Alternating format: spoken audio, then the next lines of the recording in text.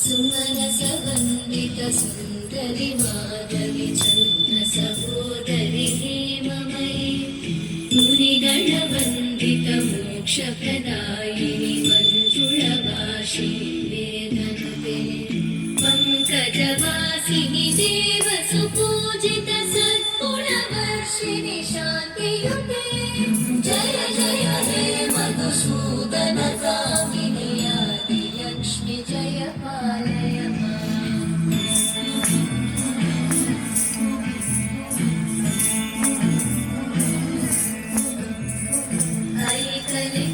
ऐकलिकल्मषनाशिनि कामिनि वैदिकरूपिणि वेदमयि क्षीरसमुद्भव मङ्गलरूपिणि मन्त्रनिवासिनि मन्त्रनुते मङ्गलदायिनि अम्बुजवासिनि देवगणाश्रितपादयुते जय जय हे मधुसूदन कामिनि धान्यलक्ष्मि जय पालय माम्।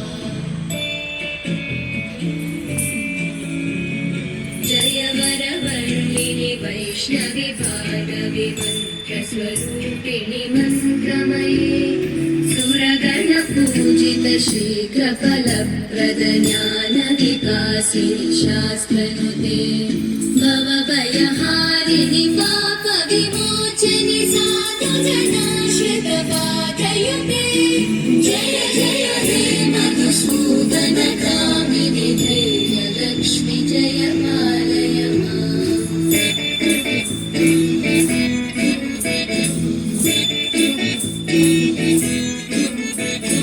जय जय दुर्गतिनाशिनि कामिनि सर्वफलप्रद शास्त्रमयि रथगजतुरगपदादिसमानुत परिजनमण्डित लोकनुते हरिहर ब्रह्म सुपूजित सेवित तापनिवारिणि पादयुते जय जय हे मधुसूदन कामिनि श्रीधरलक्ष्मी पालय माम्।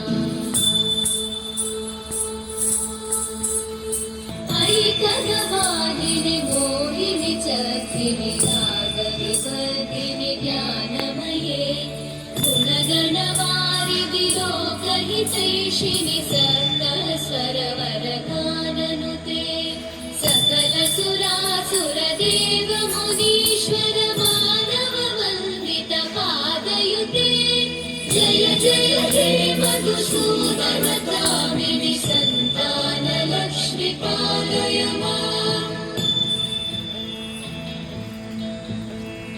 जय कमलासनि सर्वतिदायिनि ज्ञानविकासिनि गानमये अनुदिनमर्चित कुङ्कुमधूसरभूषित वासित वाद्यनुते कनकधरा स्तुति वैभववन्दित शङ्कर देशिक मान्यकते जय जय हे मधुसूदन कामिनि विजयलक्ष्मि जय पालय माम्।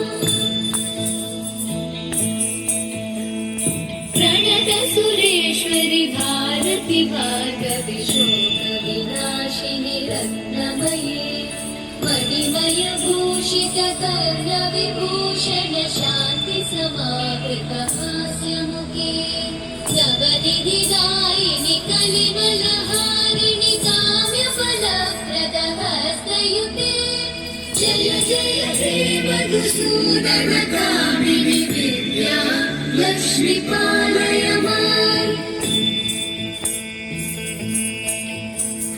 दिवि दिवि दिं दिवि दिं दिवि दिं दिवि दुन्दुभिनाद सुपूर्णमये धुम धुम धुम धुम धुम धुम धुम धुम शङ्खनिनाद सुवाद्यनुते वेद पुराण इतिहास सुपूजित वैदिक मार्ग प्रदर्शयुते जय जय हे मधुसूदन कामिनि श्रीधरलक्ष्मी पालय माम्। जय जय हे मधुसूदन कामिनि श्रीधरलक्ष्मी पालय